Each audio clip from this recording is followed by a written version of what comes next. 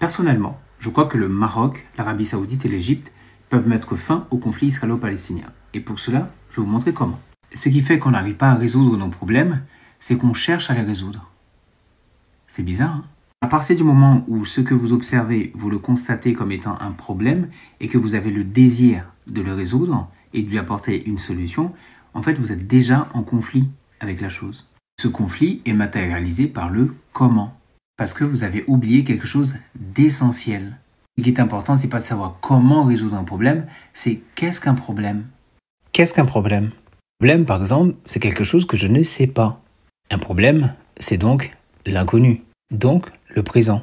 Un problème, c'est lorsqu'on a une vision partielle d'une chose. Et un problème, c'est un défi.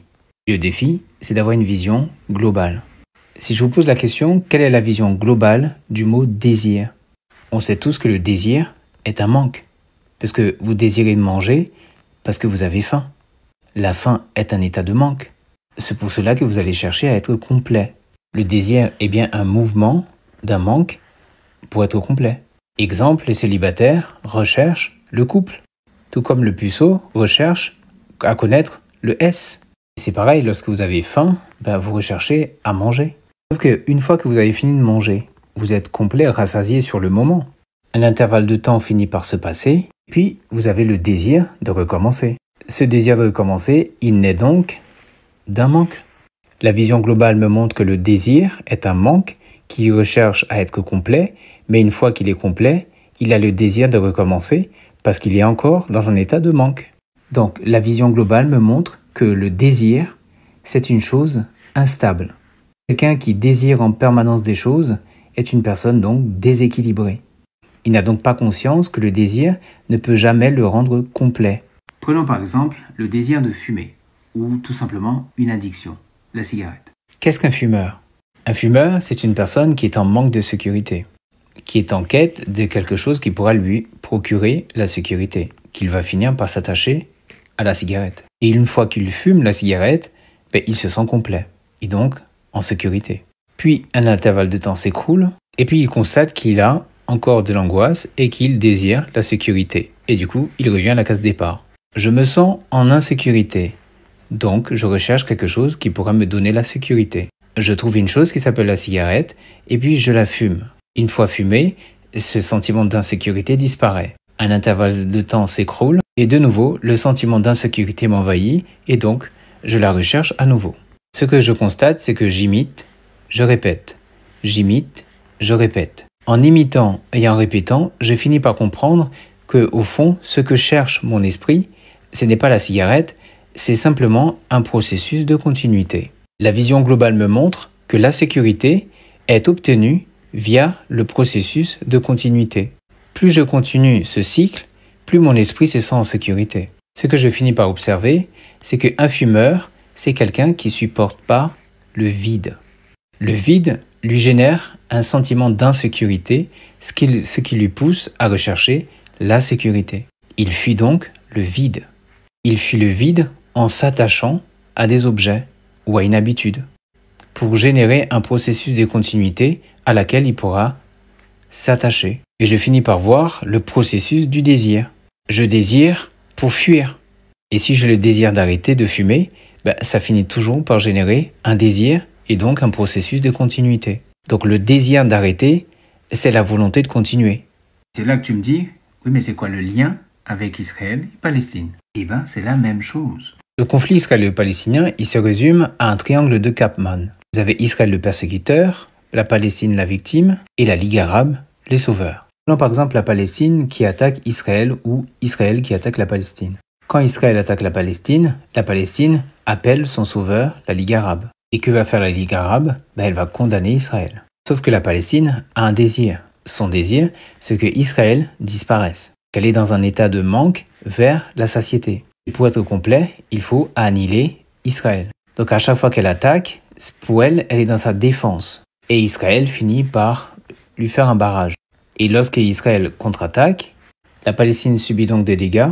Et elle, qu'est-ce qu'elle fait? Elle réclame la protection de ses sauveurs, qui eux vont condamner. Vision globale finit par me montrer le mécanisme dans lequel je suis prisonnier. Victime, persécuteur et sauveur. Et ce mécanisme dure depuis 75 ans. Comment alors le Maroc, l'Égypte et l'Arabie Saoudite peuvent mettre fin à ce triangle de Chapman? En fait, il existe 3 solutions. La première, c'est l'amour. On dépose les armes, on est intelligent et on règle nos problèmes. Mais ça n'existe pas. Segundo, la guerre totale. Autrement dit, un génocide. Il y a un camp qui va triompher et l'autre camp est mort définitivement. C'est la manière radicale. Comment le Maroc, l'Arabie Saoudite et l'Égypte peuvent faire pour sortir de ce triangle de Chapman? Pour y arriver, on va simplement fracturer l'énergie de ce système. En le fracturant, il finira par perdre en intensité. Au lieu d'avoir des triangles, en fait, je veux créer des losanges. Et je vais changer les charges. Israël, là maintenant j'ai un plus, Palestine en plus, et ensuite là, Ligue arabe en plus. Le triangle inverse qui est négatif, on va créer les hommes de bonne volonté. Pour la Palestine en négatif, on va créer les affranchis. Et pour la Ligue arabe, on va créer des dépositeurs pacificateurs. On va faire apparaître 2 charges sur le plan. En plus, on va avoir les exploiteurs de la cause palestinienne, Iran, Libye, Yémen. En charge négative, on va avoir les dépositaires pacificateurs. On aura le Maroc, l'Égypte et l'Arabie Saoudite. Pour ça, on va briser la relation dans le triangle du Chapman. Pour le Palestinien qui veut donc exploiter la cause palestinienne, lui, il cherchera des protections de la Ligue arabe et donc des exploiteurs de la cause. Donc pour des Palestiniens dépositaires pacificateurs affranchis, il ne cherchera pas de la protection et devient donc responsable dépositaire de son propre moyen pour se sauver lui-même. On ne se comportera plus comme des sauveurs pour condamner les autres, puisque maintenant on est dépositaire pacificateur. Maintenant on va coopérer avec les hommes de bonne volonté. Le but pour ces 3 pays pacificateurs, c'est de créer les conditions pour que les affranchis et les hommes de bonne volonté puissent coopérer autour d'une autre relation. Et cette relation doit avoir un nom pour s'opposer à la cause palestinienne. On peut par exemple l'appeler dépositaire pacificateur, qui doit, elle, s'opposer à la cause palestinienne. Parce que la cause palestinienne, on voit, c'est un triangle de perversion. Tandis que le dépositaire pacificateur, lui, il dépassionne la cause pour justement créer les conditions pour que les gens puissent commencer à réfléchir froidement. Voilà pourquoi il doit être moins et non plus. Et ainsi paralyser tous ceux et celles qui chercheraient à exploiter la cause palestinienne, qui deviendront des obstacles à la pacification de la cause palestinienne via le dépositaire pacificateur. On ne dirait plus alors la cause palestinienne qui sonnerait maintenant dans la tête des gens comme étant une chose laide. On va volontairement générer une division pour faire comprendre que c'est vers la beauté qu'il faut se diriger. Car celui qui exploiterait la cause palestinienne causerait des dégâts aux enfants. Et donc, c'est laid. Par contre, encourager les hommes de bonne volonté et des Palestiniens affranchis, libres, responsables, qui sont dépositaires de l'avenir des enfants, et d'eux-mêmes, ça, c'est être responsable. Et ça doit être encouragé par des pays dépositaires qui encouragent la pacification. Et je pense que ces 3 pays sont suffisamment matures pour le faire. Bon ben voilà. J'espère que la Chine te donnera suffisamment d'énergie pour écouter cette vidéo. Vive la Chine, mon camarade!